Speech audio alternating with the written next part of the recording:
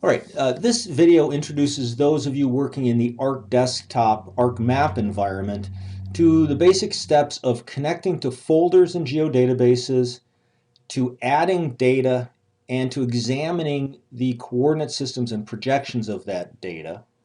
I'm also going to be talking a little bit about, if you will, the desktop real estate of ArcMap and where you can kind of find things. So let's begin with the first and the very most basic aspect, and that is how the desktop is laid out.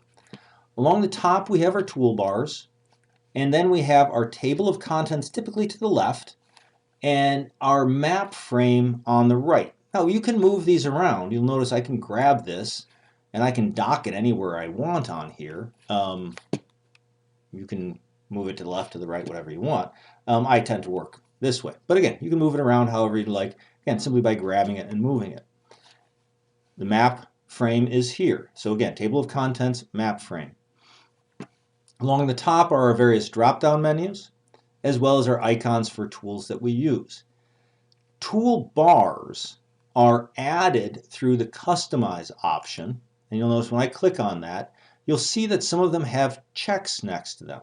For example, here's the Draw, the Editor, the LAS or LiDAR dataset manipulator, layouts, and then the Standard, and then Tools, etc.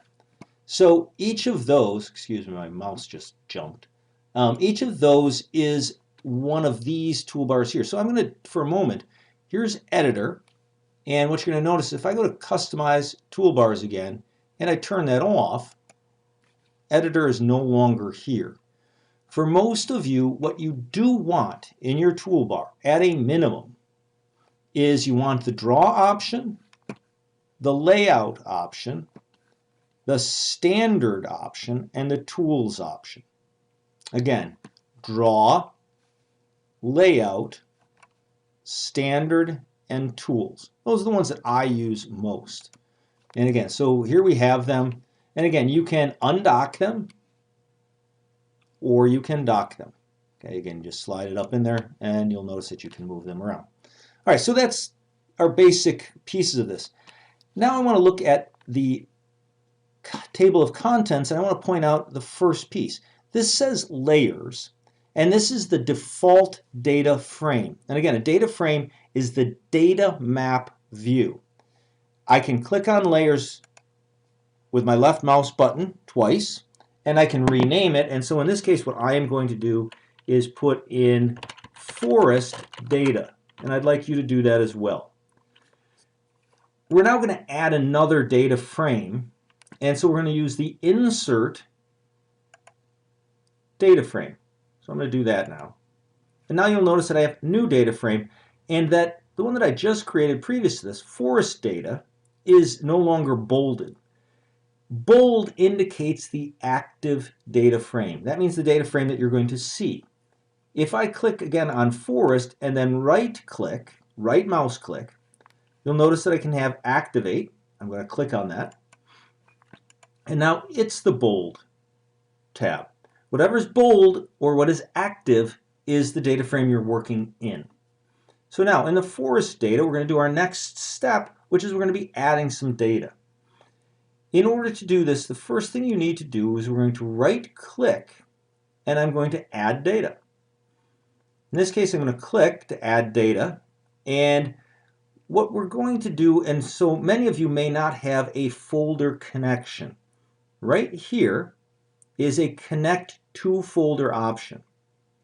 And so I'm going to click on that. And this allows me to connect to a data folder somewhere on my computer and my storage device. So in my case, I'm looking at my desktop, and it will default to wherever. In this case, I have my desktop here. Or if you don't see this, click on Computer. And in my case, I'm interested in my C drive. And I'm interested in this case, I'm going to remake this connection, users.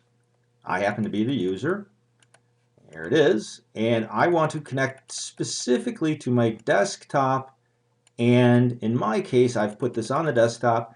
And I want you to also connect to the week 3 folder that you downloaded. Now, I want you to connect just to the folder. Do not, I repeat, do not connect to a geodatabase. So we select that, and I'm going to click OK.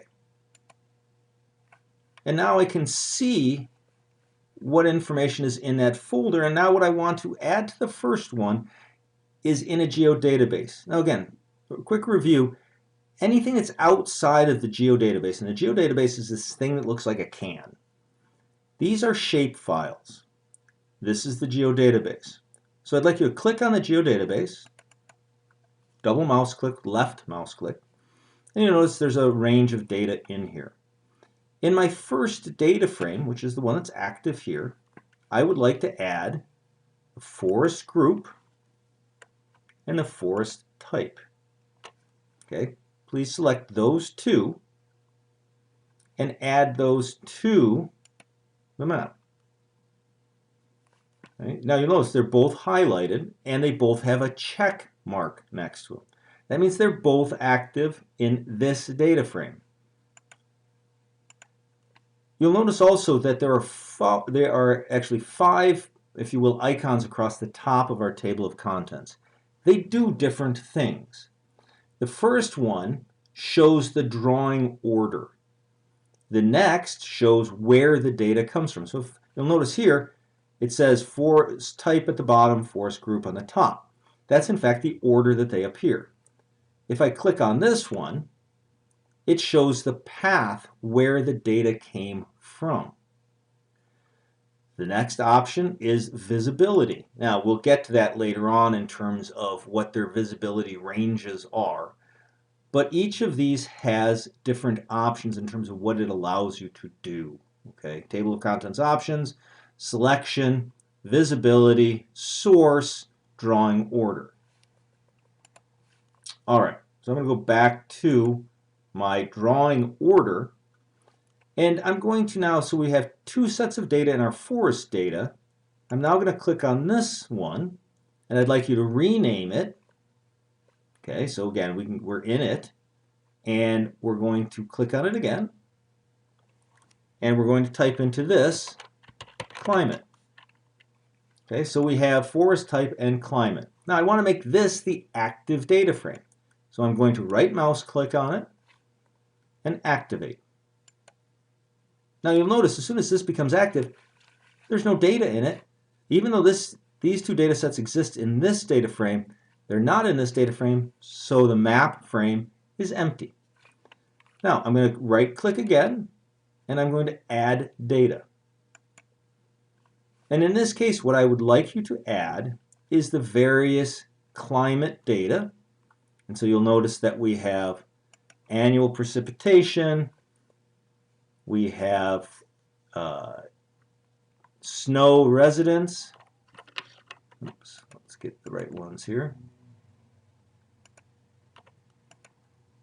Now we'll go here to here to here and add those. You can add them one at a time, or you can hold down the Shift key and grab multiples. Take just a moment for this data set to add. And we have all of our data here. Now you notice all of these are active because they're highlighted. The other thing I want to point out is that you can turn them off by clicking on the checkbox. You can also minimize their legend by clicking on the minus. And that does kind of ease up the space constraints on here.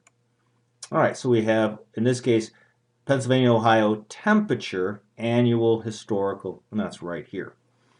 All right, so we've got our 2 sets of data, or 2 data frames here. The next thing I would like you to do in each one, I'm going to right-click on climate, and again, I'm going to add data one more time, and I'd like you to add the federal lands and then the Pennsylvania-Ohio boundary. And we're going to not do a transformation. We're going to click close. And now you can see our data sets here. Okay. Next, we're going to click on our forest data, and we're going to add data. And we're going to do the same thing. We're going to click on the Ohio and the federal lands and add that data there. Now you'll notice again, because this is the active data frame, I'm seeing the climate data, but I can still work in this one. So I'm going to activate this now. And again, we'll see this. Now, this is what we mean by drawing order. Pennsylvania and Ohio are on top of federal lands, so we don't see those. If I take this one and I drag it up, so I hold my mouse button down and drag it up, you'll see that it now draws on top. Now, when we start class on Monday, we'll talk about how we symbolize these. But now we're in pretty good shape in terms of having our data available. Once you're here, the next thing I would like you to do is click on File, and then Save As, and this is going to save your map document, and you'll notice that it is MXD.